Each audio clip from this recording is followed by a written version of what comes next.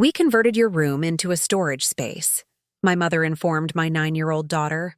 "Emma, you'll need to sleep on the floor." My sister Jessica chimed in, "And don't even think about going in there."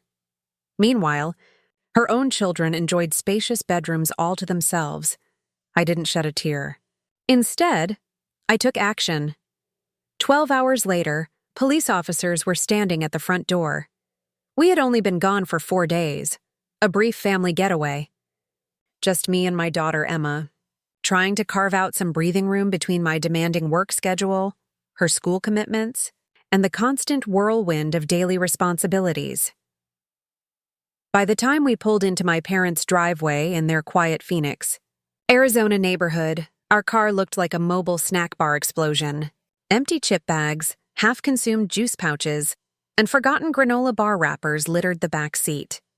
Emma, 9 years old and endlessly talkative, had maintained a continuous stream of commentary about everything she was looking forward to seeing again. Her butterfly nightlight, her favorite quilt with the stars on it, her special pillow that carried the comforting scent of home. Normal kid concerns. Innocent anticipation. I distinctly remember thinking how pleasant it would be to simply walk through that front door, set down our luggage, and watch her race directly to her bedroom. Just straightforward, just uncomplicated. The house appeared unchanged from the outside. The porch light cast its warm glow. The curtains were precisely drawn. That particular kind of immaculate presentation that indicates someone has been meticulously preparing for visitors. I should have recognized the warning signs. Mom pulled open the door before my knuckles could even make contact with it. Her smile plastered on like we were unexpected guests who had shown up ahead of schedule for some celebration. Dad positioned himself behind her, arms crossed over his chest, wearing a smaller smile, the type that attempts to project welcome but never quite reaches the depths of his eyes. Beyond them, my older sister Jessica leaned casually against the doorframe, coffee cup in hand, while her husband Brandon hovered just behind her shoulder. It was a complete reception committee, which struck me as unusual. Typically, when we returned from trips, Mom would shout greetings from somewhere in the kitchen while Dad would inquire whether I had remembered to fill up the gas tank. That was our family's particular brand of showing affection. "Welcome back home," Mom announced, her voice excessively cheerful. "You must be absolutely exhausted," she continued. "Completely," I confirmed. "We'll just drop off our bags and get Emma settled into bed." Emma squeezed past me, pulling her small rolling suitcase behind her, radiating pure energy and expectation. The instant she vanished down the hallway, I observed it. 4 adults exchanging one unmistakable look. The specific kind people share when a secret is about to explode. Mom cleared her throat deliberately. "Sweetheart, before she goes any further, there's something important we need to discuss with you." My stomach plummeted. "What something?" Dad shifted his weight uncomfortably and coughed. "It's purely temporary." Jessica stepped forward, attempting cheerfulness but achieving something distinctly artificial instead. "Don't make this strange, okay? We simply had to rearrange some things while you were away." I frowned deeply. "Rearrange what?" That's when Mom finally delivered the news, her voice soft as if she were breaking devastating information to a small child. "We've converted her bedroom into a storage room, honey. Just temporarily, the atmosphere in the hallway transformed entirely." Emma stopped dead in her tracks halfway down the corridor. "What?" Mom deployed the same rehearsed smile she had used at every dental appointment and every failed surprise party throughout the years. "It's only temporary, sweetheart. You'll share the bed with your mom. We've set up a nice air mattress on the floor. Super comfortable. It's just until we get some logistics worked out." "Just a couple of months at most," Dad added hastily. Jessica sipped her coffee casually. "My boys need the family room for their school science projects. We had to shuffle several rooms around. It's really not a significant issue." Brandon nodded like the logistics coordinator he imagines himself to be. "Made the most practical sense." I looked down the length of the hallway. Emma's door was firmly closed. A new lock gleamed on the door handle. Beside it sat 4 large garbage bags and 2 cardboard boxes. all clearly labeled Emma in my mother's impeccable handwriting. My voice emerged too controlled. "You packed up her entire room." Mom waved it off dismissively. "Just some belongings. We didn't want her stumbling over boxes in the dark." "What boxes?" "Just storage items."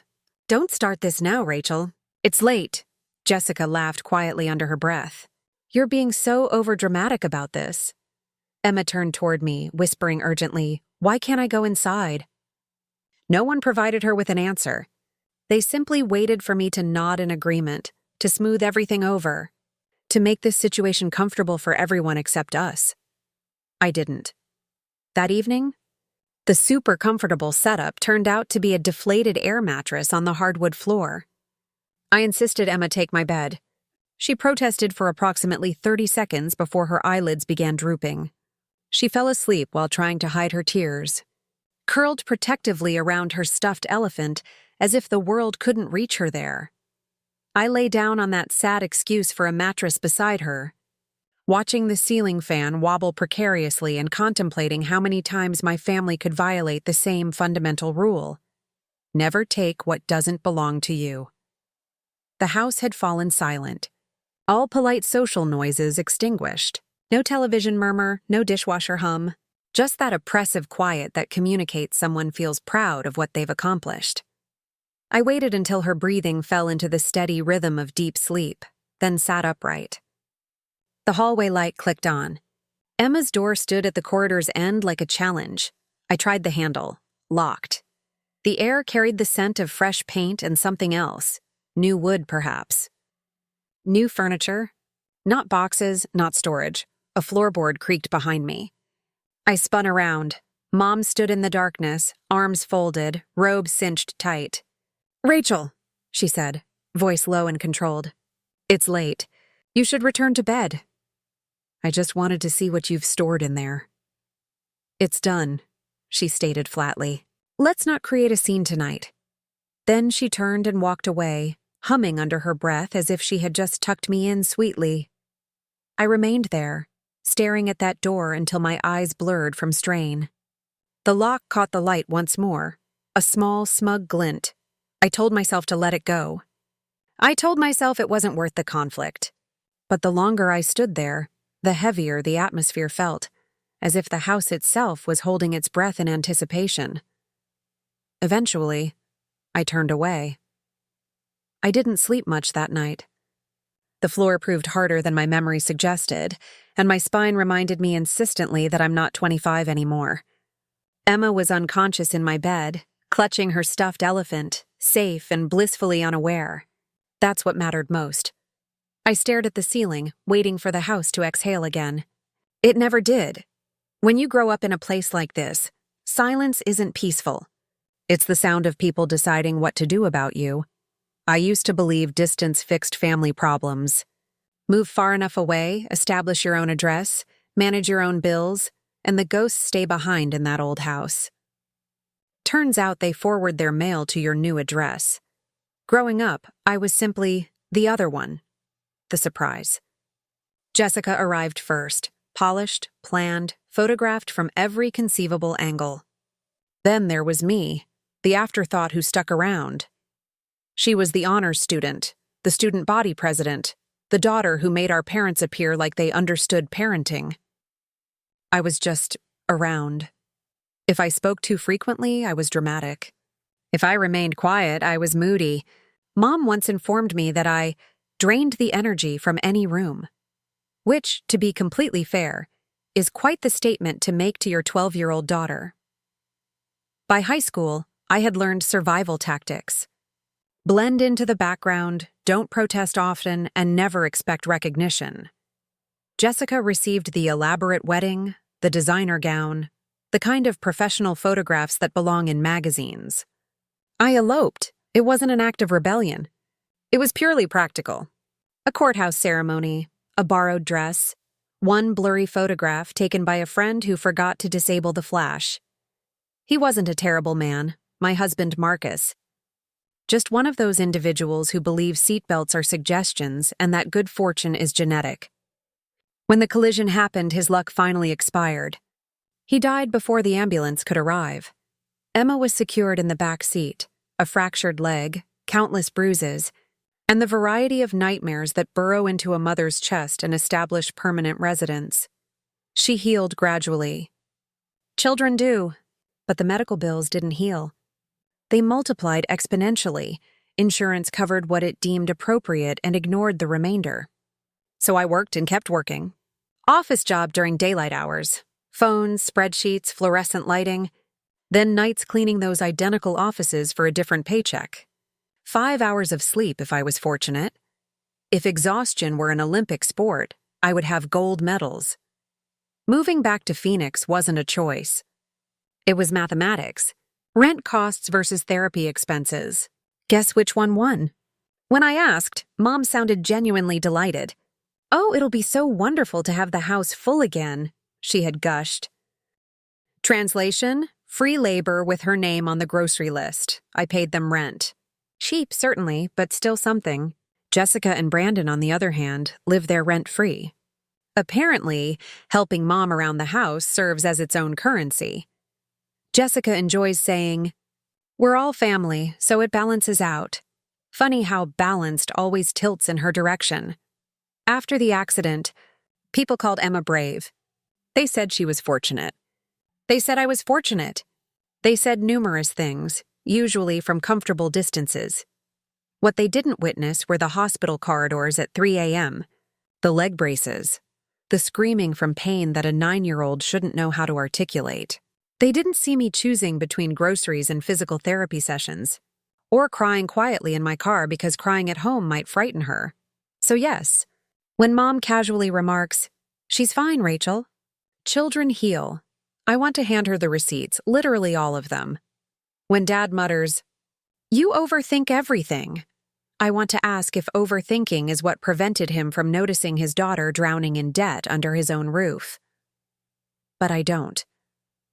I keep my mouth shut, pay my monthly contribution, and keep Emma's appointments on schedule. Then Aunt Dorothy died. Mom's older sister, 83 years old, had lived alone in that beautiful brick house in Scottsdale with the rose bushes no one dared to prune. Dorothy was the type of woman who mailed birthday cards a week early and remembered everyone's favorite dessert with perfect accuracy. We weren't exceptionally close, but she absolutely adored Emma. She gave her little treasures, old music boxes, vintage books, and said Emma reminded her of herself at that age. The funeral was subdued. Mom cried just enough for the assembled mourners to witness. Jessica handled the eulogy naturally.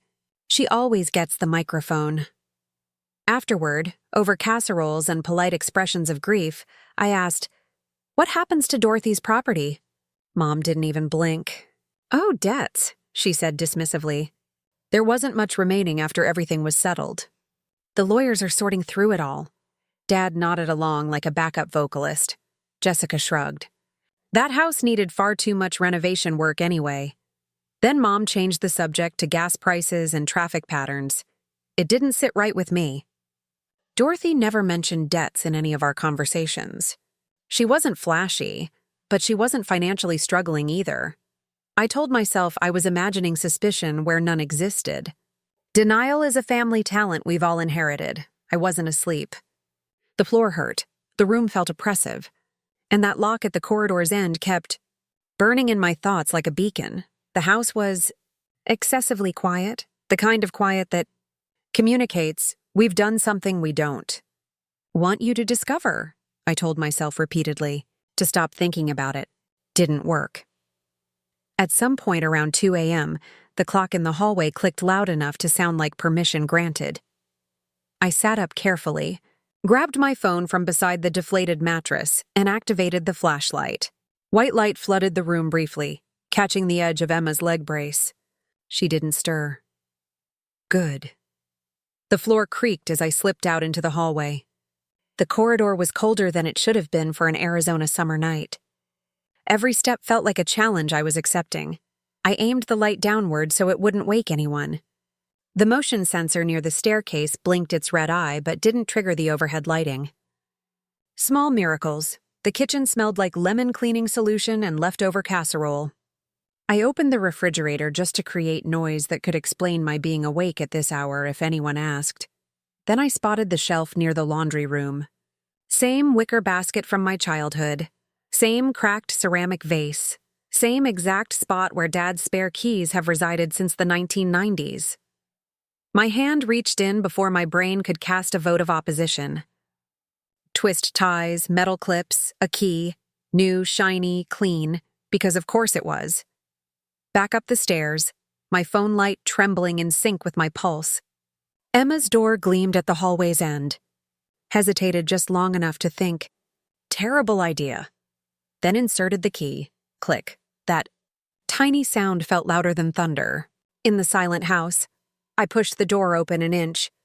Raised my phone. The light slid into the room slowly and sharply. Dust particles flickered in the beam. The air smelled like furniture polish, not dust or cardboard, like someone had cleaned everything carefully and recently. The storage was a showroom.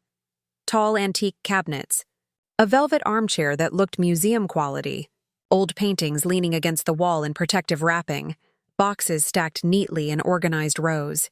Every surface gleamed under the flashlight's beam.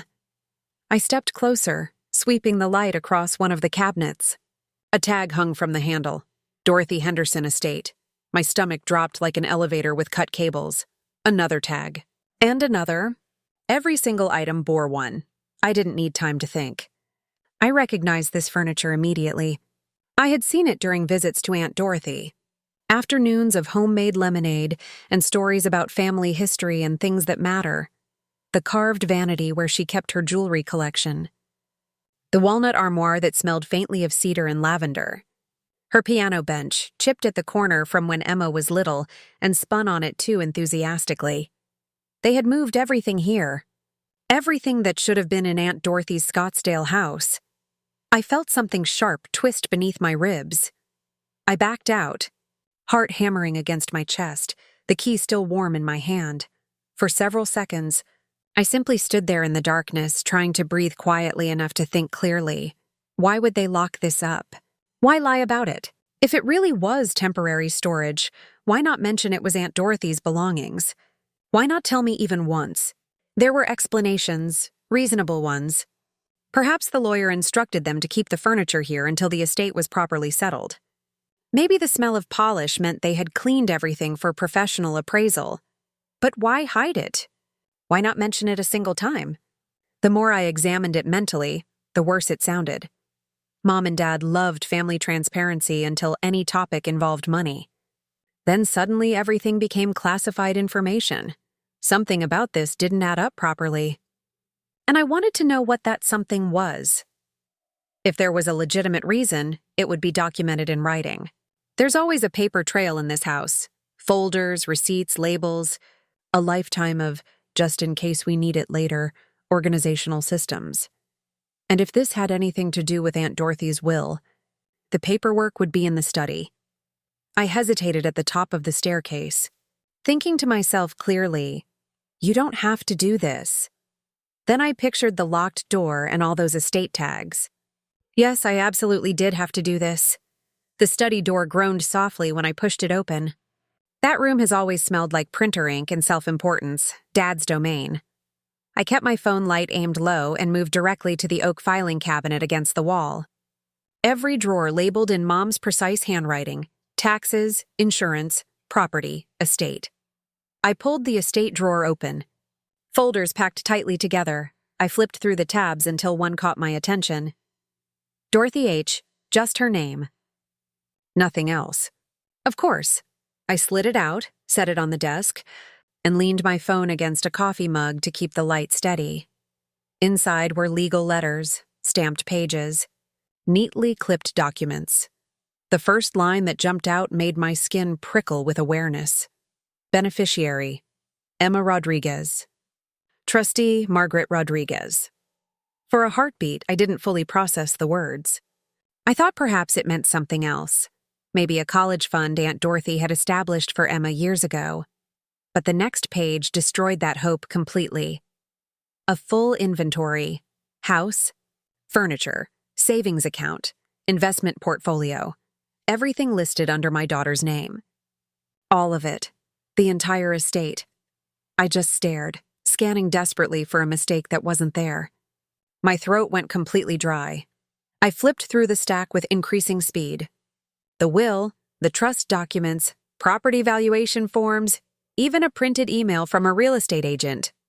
Offer accepted. Pending inspection. They hadn't just kept it secret. They were already actively selling it. Selling my daughter's inheritance. For a long second, I didn't move. The papers shook in my trembling hands, then instinct took complete control. I grabbed my phone, snapped a photograph of the first page, then another and another. Close-ups of signatures, edges of documents, every critical detail. The camera shutter sound seemed to echo off the walls. Too loud, too final. I carefully slid everything back exactly where I found it, closed the folder precisely, and eased the drawer shut without sound. The house remained silent. I could hear my own pulse thundering in my ears. I stood there in the partial darkness, clutching my phone, the glow of the screen reflecting that line repeatedly. Beneficiary, Emma Rodriguez. I didn't know what to call what I was feeling. Shock wasn't substantial enough. Anger wasn't sharp enough. It was disbelief transforming into something much heavier, betrayal of the deepest kind. I switched off my phone's light, stepped back into the hallway, and carefully locked the study door behind me. Everything looked exactly as before, as if nothing had happened. But everything had changed. I walked past Emma's closed door, past the sleeping house that suddenly felt like enemy territory, back to the mattress on the floor. I sat down, phone in my lap, photographs staring back at me with their terrible truth. Whatever this was, whatever they had done, it wasn't a misunderstanding anymore. It was theft. It was fraud. It was family betrayal of the worst kind. And when the sun came up, I was going to make absolutely certain no one could hide it again. I didn't sleep at all. You can't after discovering something like that. The night just dragged itself across the ceiling like a slow spreading bruise. By the time light hit the curtains, I had already decided precisely what I was going to do. I dropped Emma off at school that morning, pretending everything was perfectly fine. She waved through the car window, trusting me completely because that's what children do. They believe you can fix anything. I wasn't sure I could fix this situation, but I could certainly try. The attorney's office was quieter than I expected, a kind of expensive quiet, the kind that makes you whisper even when you're furious. He was the same man whose name I had seen on Aunt Dorothy's legal letters, the one listed in the estate papers I had found in my parents' study. He looked up when I stated my name and explained I had found some documents. Didn't mention I had found them in a locked room that used to belong to my 9-year-old daughter. He read the first photograph on my phone and went completely still. Then he removed his glasses and cleaned them slowly, as if that would buy him processing time. "These are copies of the original trust documents," he said very carefully. "So it's real?" "It's very real. The assets were placed in trust for your daughter. Your mother is listed as trustee." "Yes," I said flatly. "She's been trusting herself to quite a lot, apparently." He frowned deeply, leaning back in his leather chair. "You didn't know anything about this, did you?" I told him everything in the most concise version possible. That was sufficient for him to go visibly pale. "I'll need to contact the authorities immediately," he said firmly. "Do you want to file a report yourself, or would you prefer I initiate it?" "The less time they have to fabricate another story, the better," I replied. He nodded, already reaching for his phone. By noon, I was sitting in the Phoenix Police Department's white-walled interview room, hands wrapped around a paper cup of terrible coffee, watching a detective scan through my photographs on his computer screen. He kept frowning, scrolling, then glancing back at me as if waiting for me to add, "And then they murdered someone," to make it more dramatic. "So this was your daughter's inheritance?" He confirmed. "Apparently? And your parents were in the process of selling it?" "Apparently." He scribbled something in his notebook. "You've got clear evidence of concealment of estate property and possible fiduciary fraud. This will go directly to our financial crimes unit." "Great," I said. "Do they offer family discounts?" He didn't laugh. Tough crowd. They took a complete statement, made copies of everything on my phone, and promised to send officers that afternoon. When I left the station, my phone was vibrating. Unknown number. It was the attorney. They're already en route, he informed me. Don't go there alone. Wouldn't dream of it, I assured him. The patrol car beat me to my parents' house. 2 officers stood out front, uniforms crisp and official, one holding a clipboard. The attorney was with them, legal papers in hand, face calm in that paid-by-the-hour way lawyers have. My parents' cars were still in the driveway, of course. Where would they go? I walked up as the officers rang the doorbell. The door opened, and there they all were. Mom, Dad, Jessica, Brandon, lined up like a bad family portrait. Mom's smile was tight and forced. Rachel, what's all this about? The older officer lifted his badge professionally. We need to ask some questions about property belonging to the estate of Dorothy Henderson. Mom's expression cracked like old porcelain. You called the police? On your own family? The officer blinked. Ma'am, this isn't about... She pointed directly at me, her finger trembling with rage. She's trying to destroy this family. Dad tried to shush her, but she was already spiraling out of control. Jessica stepped forward, coffee mug in hand because of course she had a mug. Rachel, you're completely overreacting about this. By hiding legal documents in a locked room? I said. That kind of overreacting? Brandon mumbled something about me making a scene. Then stop giving me one to make, I shot back. The officers began photographing everything. The furniture, the boxes, the labels, every tag, every piece of Aunt Dorothy's estate that my family had hidden away. Mom stood there vibrating with barely contained rage. Dad muttered something incoherent about misunderstandings. When they finished, one officer said formally, We'll forward everything to the district attorney's office. You'll all be contacted for further questioning. Mom glared at him as if she wanted to physically attack. You people don't understand. This is a private family matter, the younger officer replied calmly. That's what everyone says right before it becomes a criminal one. Ma'am. After they left, the silence cracked open like an egg. Mom turned to me, her voice shaking with emotion. Did you actually call the police on your own mother? I was too exhausted to soften my response. You hid Aunt Dorothy's will and tried to sell what wasn't yours. What did you expect? I was keeping it safe, she snapped. I was grieving. You've been grieving since I was born, I said. The words came out harder than I intended, but they were true. Her face twisted. You've lived under my roof essentially for free. I pay rent, remember? You charge me for the privilege of being ignored. Jessica tried to play mediator, her voice artificially sweet. You're twisting everything, Rachel. It was temporary. Temporary doesn't need locks, I countered. Temporary doesn't need fake estate sales, Brandon muttered. This is absolutely ridiculous. Agreed, I said. You all should have stopped before ridiculous turned criminal. Mom's hands were shaking now, her voice rising to a near scream. Get out of my house!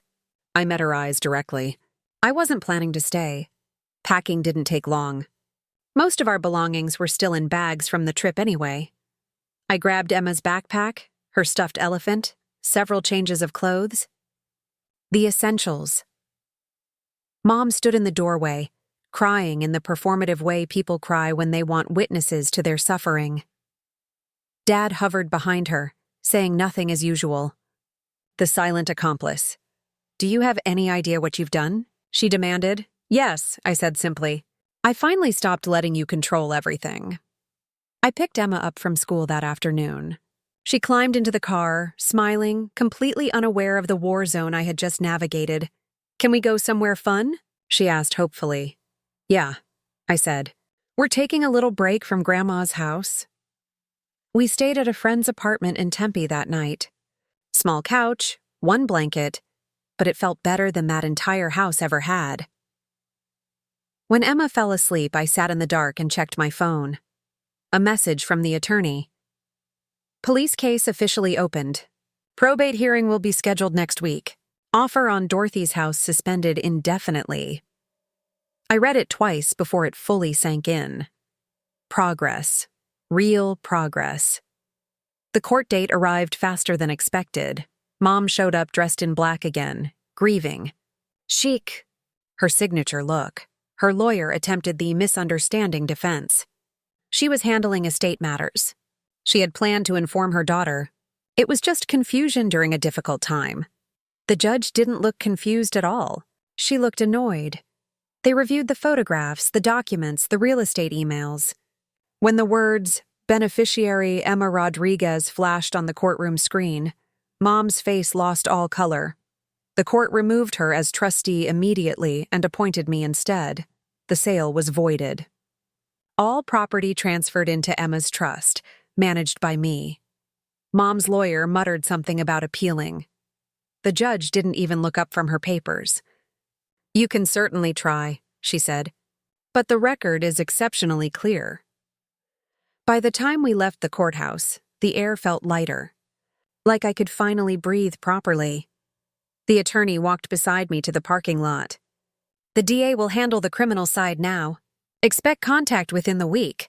What happens to them?" I asked. "Likely probation, community service, restitution. They're first-time offenders, but this ruling is permanent.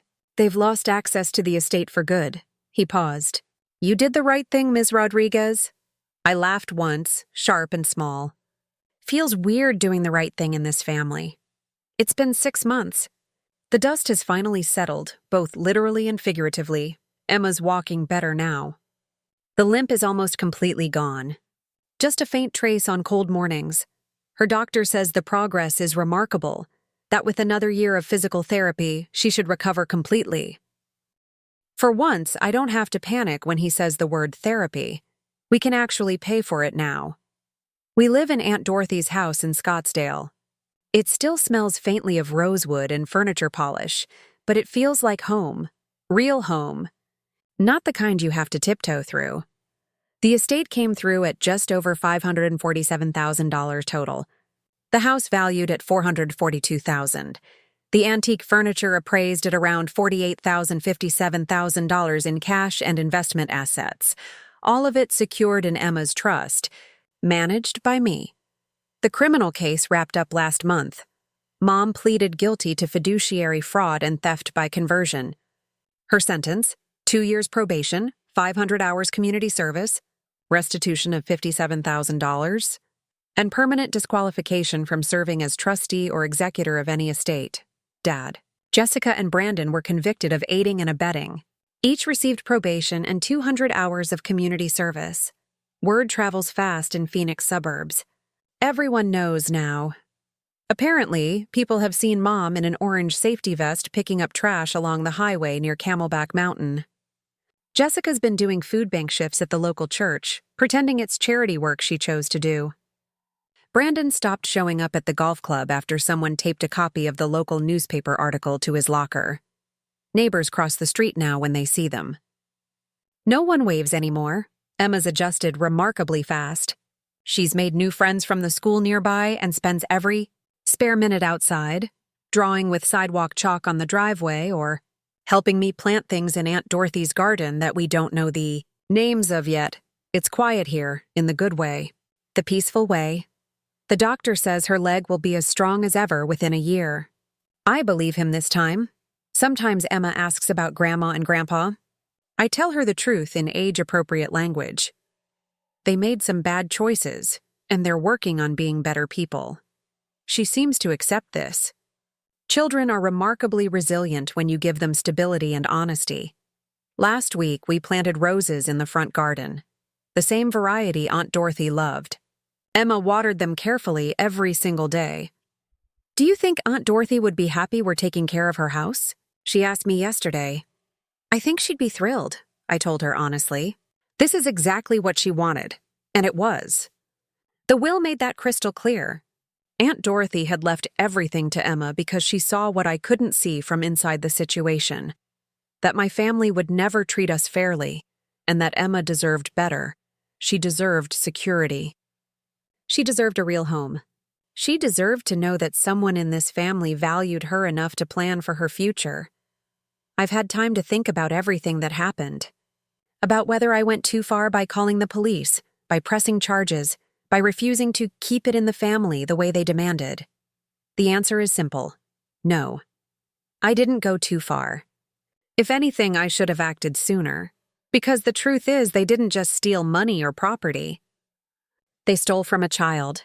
They stole from my daughter, who had already survived more trauma than any 9-year-old should face, and they would have gotten away with it completely if I hadn't found that locked door. So what do you think? Did I do the right thing? Would you have done the same? Let me know your thoughts in the comments, and subscribe for more stories about family, justice, and standing up for what's right, even when it's the hardest thing you'll ever do.